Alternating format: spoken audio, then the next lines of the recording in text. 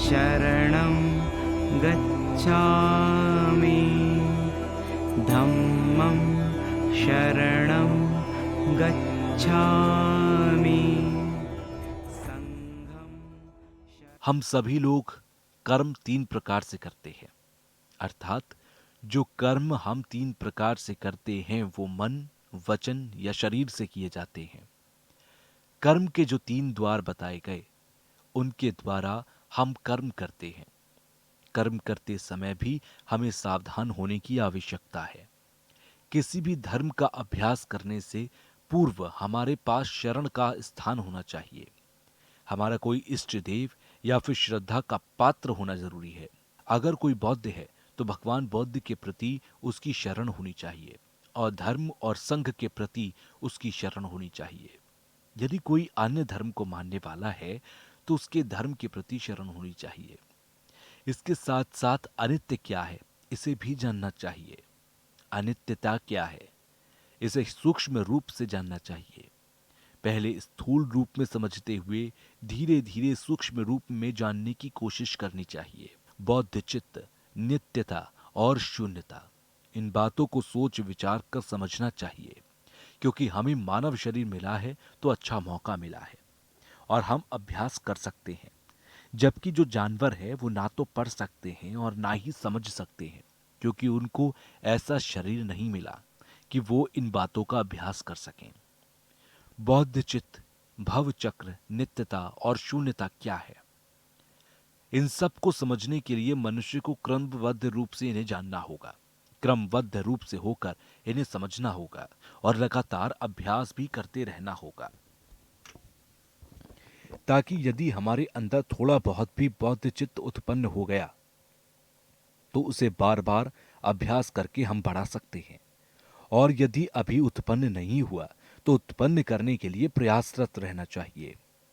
अगर हम जो भी कहते हैं और उसका अभ्यास अगर नहीं करते तो हमें ये सोचने की आवश्यकता नहीं कि हम एक धार्मिक व्यक्ति हैं। धार्मिक व्यक्ति होने के नाते हम दावा करते रहते हैं कि हम धर्म के अनुयायी हैं या धर्मावलंबी हैं या साधक हैं। ये सिर्फ महज एक दिखावा है। तो खुद को धार्मिक कहना ठीक नहीं है, क्योंकि किसी भी धर्म के अनुयायी होने के लिए उसका अभ्यास करने की जरूरत होती है और जितना ज्यादा हो सके अभ्यास में समय देना चाहिए। यदि हम भगवान बुद्ध में सिर्फ श्रद्धा रखें और बस पूजा पाठ करें तो उससे बौद्धत्व की प्राप्ति संभव नहीं है। बौद्धत्व की प्राप्ति के लिए महावीर बुद्ध की शिक्षाओं को जानना जरूरी है। तो बुद्ध में श्रद्धा तब रखें जब उनकी शिक्षाओं को जान लें। पहले ये जानें कि भगवान बुद्ध का दर्शन क्या है, धर्म क्या है। धर्म और दर्शन को जानने के बाद उनमें यदि श्रद्धा रखते हैं तो जरा अच्छे साधक हो जाते हैं। जहां तक शून्यता की बात है, शून्यता को भगवान बुद्ध के वचनों को पढ़ लेने मात्र से नहीं प्राप्त किया जा सकता। शून्यता इत्यादि जो चीजें हैं, भगवान बुद्ध के सूत्र और वचनों को पढ़ लेने मात्र से अगर कोई कहता है कि उनके अंदर शून्यता का ज्ञान है तो ये गलत है। आज के युग में जो भौतिक यानी कि विलासिता की वस्तुएं हैं उनमें बहुत तरक्की हुई और ज्यादातर लोग उन भौतिक वस्तुओं की प्राप्ति के लिए आगे पीछे दौड़ लगा रही हैं और उन्हें प्राप्त करके अपना जीवन संतुष्ट समझते हैं। तो ऐसे जीवन में भी अगर हम धर्म का अभ्यास नहीं करते, ये हमारे लिए नुकसानदेह है। इसलिए धर्म का अभ्यास कर लेना हमारे लिए हितकारी है।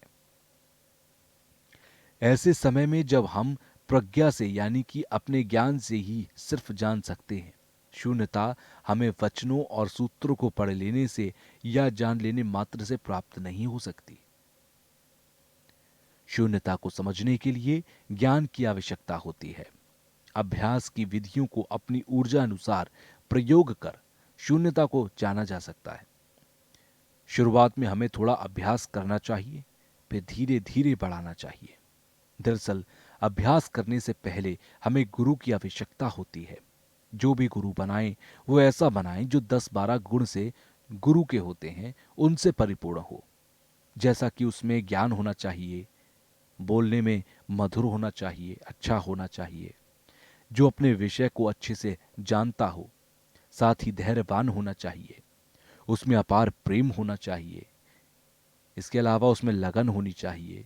तो ऐसी विशेषताएं गुरु में जरूर होनी चाहिए और इन सब विशेषताओं को देखकर ही गुरु बनाना चाहिए। तो भगवान बुद्ध के वचन जैसे जैसे हैं वैसा स्वीकार किया जाना बाध्य नहीं है, जांच पड़ताल करके जाना जा सकता है।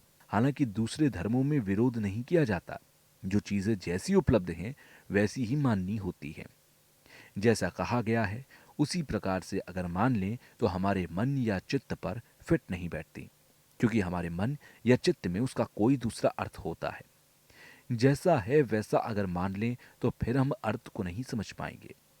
कहा जा रहा है कि जो शब्द है उसे बिल्कुल उसी तरह से नहीं मानना चाहिए जैसा कि नालंदा के विद्वान ने कहा था कि पृथ्वी गोल है इत्यादि। उन्होंने व्याख्या की, उसके बाद में एक विद्वान ने विरोध भी किया था।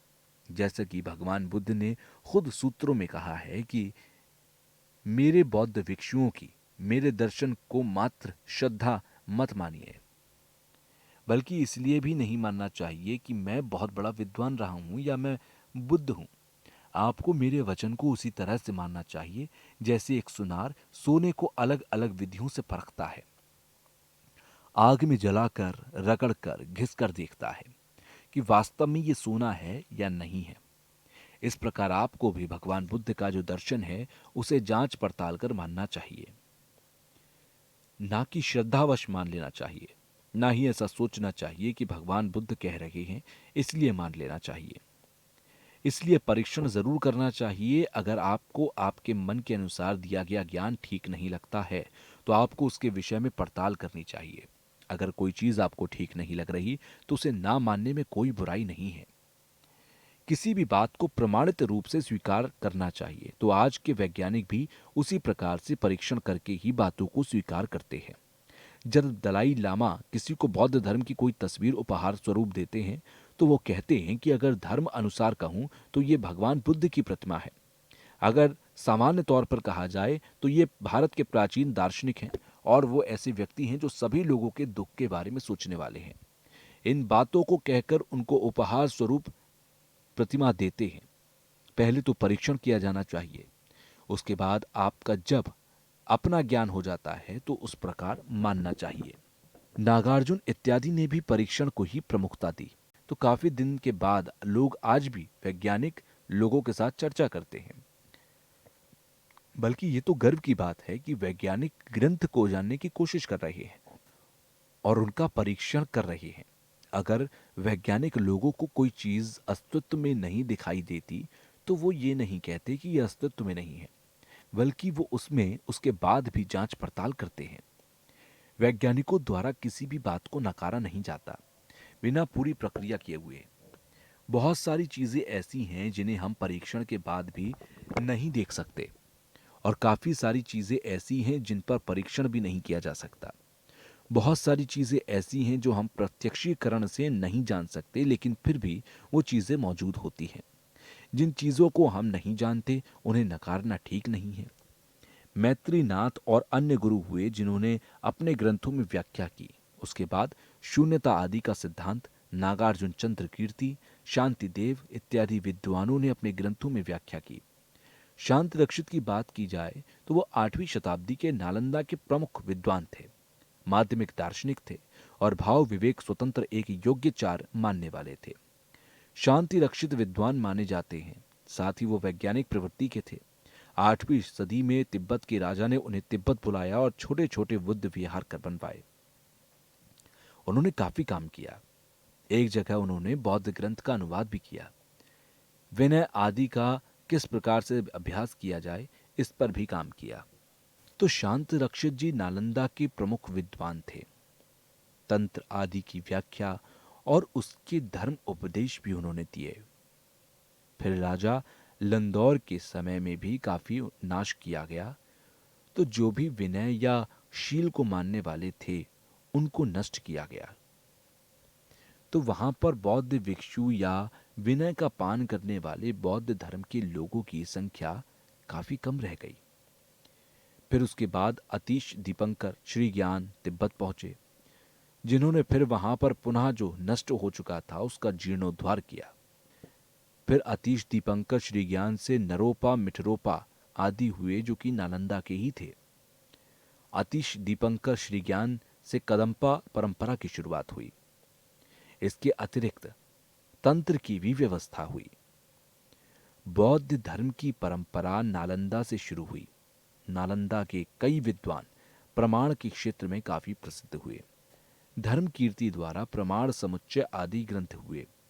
टीका के रूप में यदि देखा जाए तो प्रमाण वर्तिका या फिर न्याय बिंदु इत्यादि की रचना की गई।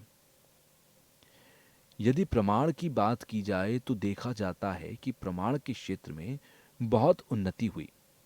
सांख्य पंडित ने भी न्याय बिंदु नामक ग्रंथ की खुद से रचना की। उसके बाद वाद विवाद की रचना की गई और किस प्रकार से तर्क करना चाहिए और किस प्रकार से वितर्क करना चाहिए।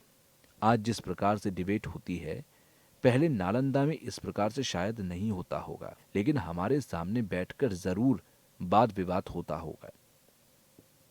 लेकिन आज की जो आधुनिक पद्धति है, हो सकता है कि उस प्रकार से नालंदा में ना हो। साउथ इंडिया में कुछ लोगों ने मीटिंग की।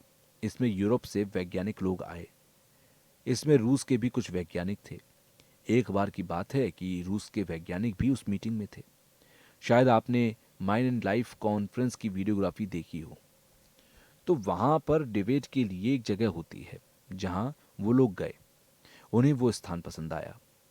तो भिक्षु लोग जो वहां पर तर्क वितर्क कर रहे थे, यानी कि डिबेट कर रहे थे, उन्हें वैज्ञानिक लोगों की डिबेट बहुत पसंद आई। 10-15 वर्ष पूर्व हमने भी कुछ ऐसे विषय के लोगों को चुना जो ज्ञान पर अध्ययन करना चाहते हैं। तो उसमें भी बहुत सारे लोग ऐसे भिक्षु निकले जो स्वतः अपनी इच्छा से आए।